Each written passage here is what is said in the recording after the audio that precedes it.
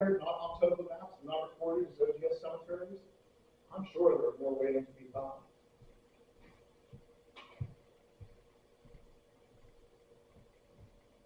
(152) out of 235 recorded OGS cemeteries were able to have their locations verified through Google Earth or by locating them in the field.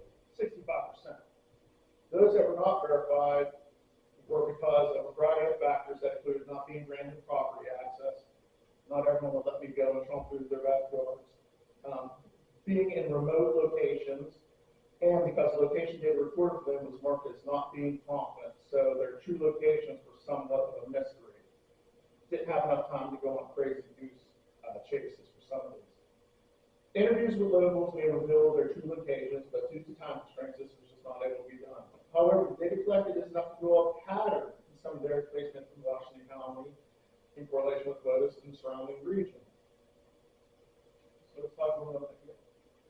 So you can see first the central locations compared with the parcel data. And remember, when we're measuring these cemeteries, you want it to be an accurate measurement as possible. So if you just have a centroid in the middle of a cemetery, you're not really getting accurate measurements of that cemetery's location. So that was step one. If we just had the centroid in it, see the centroid, but you can see the parcel is actually the cemetery. For measurement purposes, we look at the parcel. Next slide.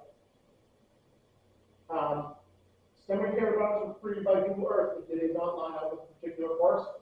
So this cemetery right here, we can see it's on two different parcels. Well, you can't, put one use two because that's a little too much.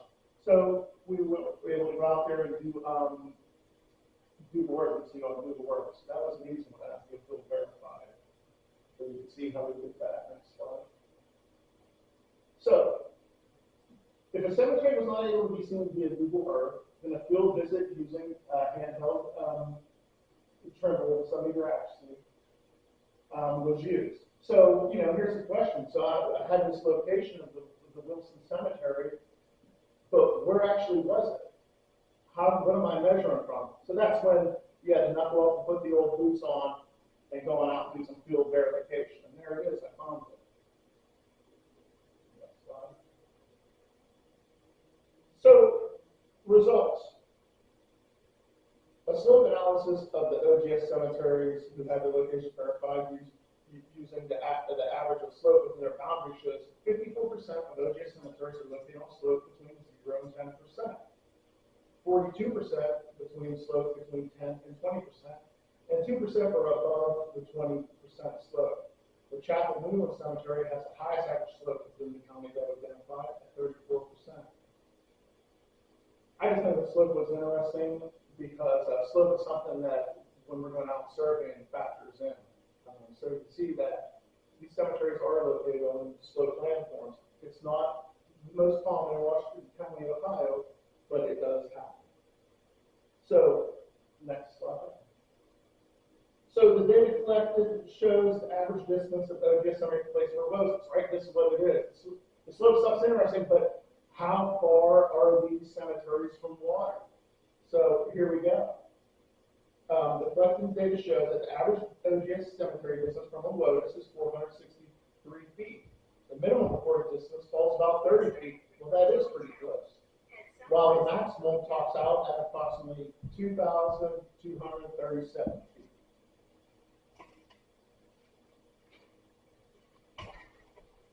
Now, the table shows that 152 of Washington County's OGS cemeteries that were able to have their locations verified, grouped by varying distances and feet from WOTUS. Most OGS cemeteries, 34%, were found from 250 feet to 500 feet away from WOTUS. 24% are found from 500 to 750 feet away from WOTUS, while 28% of OGS cemeteries are found from 0 to 250 feet from WOTUS.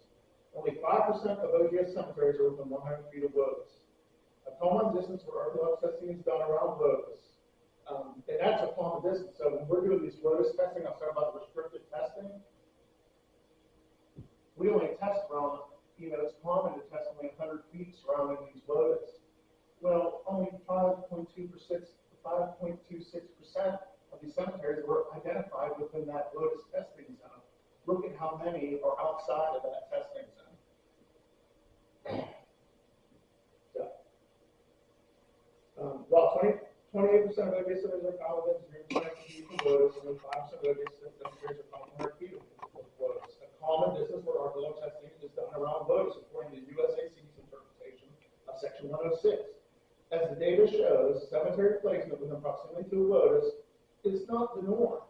As Table 1 illustrates, the sweet spot of OGS cemetery placement, if we look at it in 250-foot increments, falls between 250 and 500 feet. And then it shows a dramatic increase in OGS cemetery placement 750 feet away from the Lotus waterway.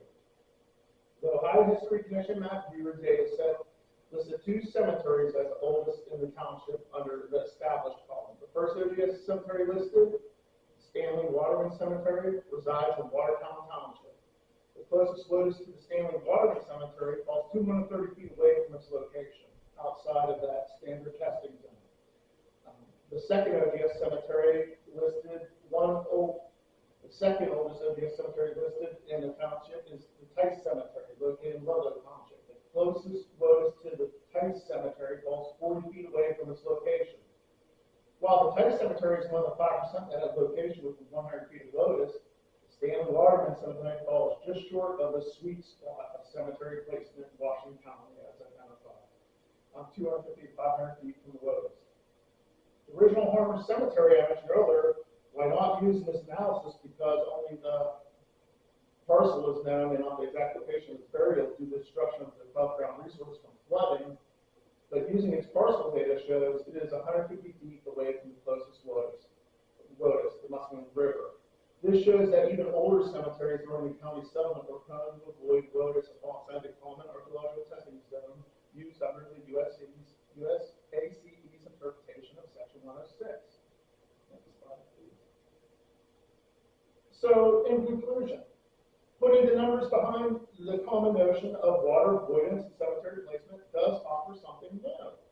Not only does the quantitative data confirm that the notion of cemeteries generally avoiding water, being close to proximity to water in Washington County, Ohio, it reveals patterns in OGS cemetery placement and sheds light on a possibility of placement patterns of unknown cemeteries in the region.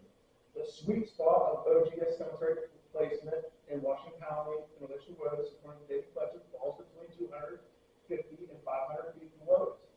While 28% of OGS cemeteries fall between 0 and 250 feet from Lotus, only 5% are within the 100 feet of Lotus.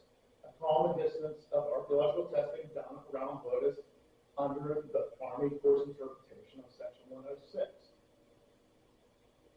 As observed with the original Harmer Cemetery, the Stanley Waterman Cemetery, and other older cemeteries that document Washington County, older cemeteries share similar location patterns with the county's modern cemeteries, more modern cemeteries. The avoidance of Lotus is not a new trend in cemetery placement in the county. Slope analysis shows OGS cemeteries evenly spread across slope range from 10, 20, 54% of OGS cemeteries, from 10 to 20%.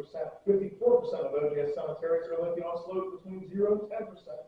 42 are on slope between 10 and 20%, and 2% are above the 20% slope. And these areas tend to receive less attention during archaeological surveys, even in non-Lotus surveys.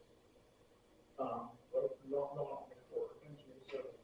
So analysis only 5% of Washington County cemeteries fall with the 100 feet of Lotus. This reveals how unknown cemeteries in Washington County and surrounding region are prone to be adversely affected by the Army Corps' interpretation of Section 106.